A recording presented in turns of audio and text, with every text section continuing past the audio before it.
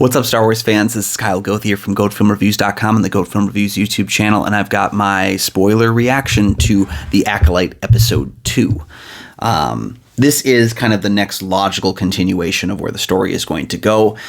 We are following the sisters who now I believe... Actually, I still think there's more to their story of May and Osha, but I think that we've at least outlined that they are two separate entities. They've looked at each other.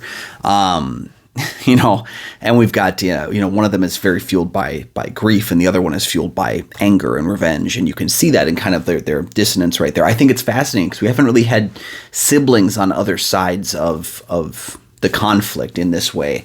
So it's interesting that we have one that seems to be being courted by the Sith, and then the sister who was courted by the Jedi and ended up leaving that away. And two, so we don't really have a Jedi in that group between the two of them because one of them kind of denounced it. So it's interesting to see that kind of interplay that's being done.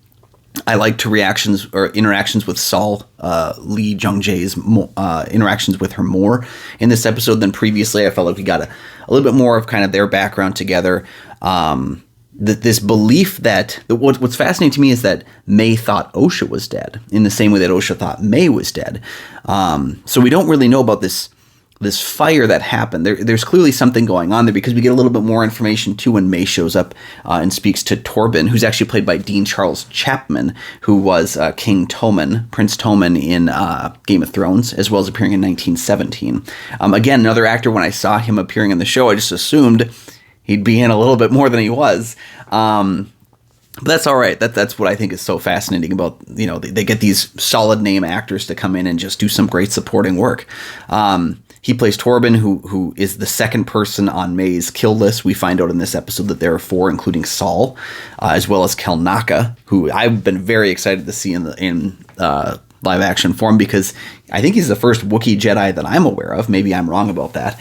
But we get him, again, played by Juna Suotamo, I think it is, who actually played Chewbacca in the physical, performance of him for the sequel trilogy. So it was kind of cool. I like that he's basically like the Wookiee guy that they get now. He's to Wookiees what, I don't know. What he is to Wookiees, what Andy Serkis is to monkey characters, I guess. So I liked the development of this mystery because now we have our second claimed victim. So there's Kelnaka and there's Saul. There's not much left. And the thing about this show is cruising. I don't know how many total episodes it is. I'm thinking 8 is usually kind of what they seem to be. But I know that the studio released the first 4 to critics, and I'm just blown away by where the story is headed. I'm interested and captivated in what's happening with them. I think I can't really tell. So I know Jodie Turner-Smith is in this show, but I haven't seen her yet. I can't tell. I thought maybe she was playing the Green Woman, but I don't know that she's playing the Green Woman. So anyway,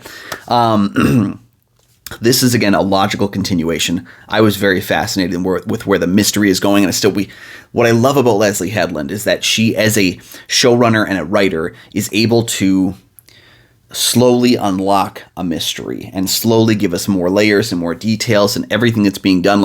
I feel like there was this, discussion that had to do with Osha's tattoo that she got between her and Saul. They talked about it for a moment, and I felt like it was like Chekhov's tattoo. This tattoo is going to mean something later on to us.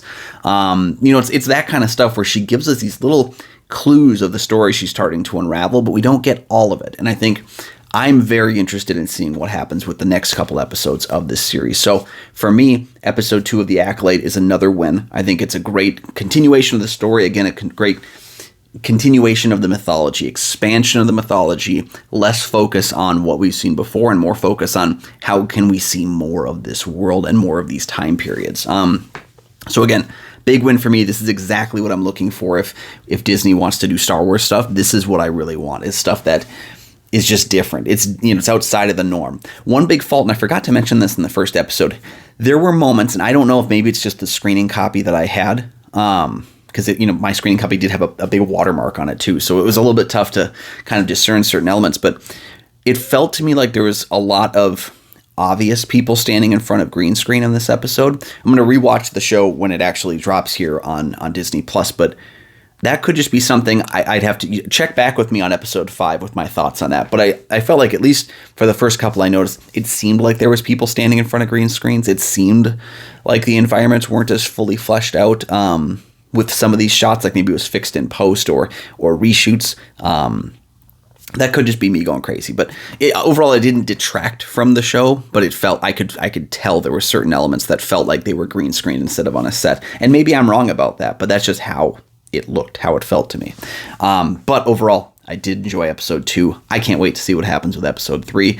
I'm blessed. I get to go watch that right now. You guys can meet me back here, I think, next week for episode 3 to drop, and we can discuss it then.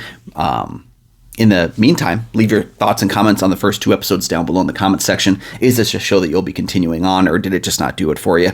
Everything's subjective, and I know Star Wars, nobody hates Star Wars as much as its fans do. So I'm sure that there'll be people that don't want to watch this show because it's not by somebody else or doing something else. And if your whole thing about it is you don't like the show because you don't like that it's got a diverse cast, then you can leave. But the people that actually are interested in it, let me know your thoughts on the show down below. I'd love to have that conversation with you.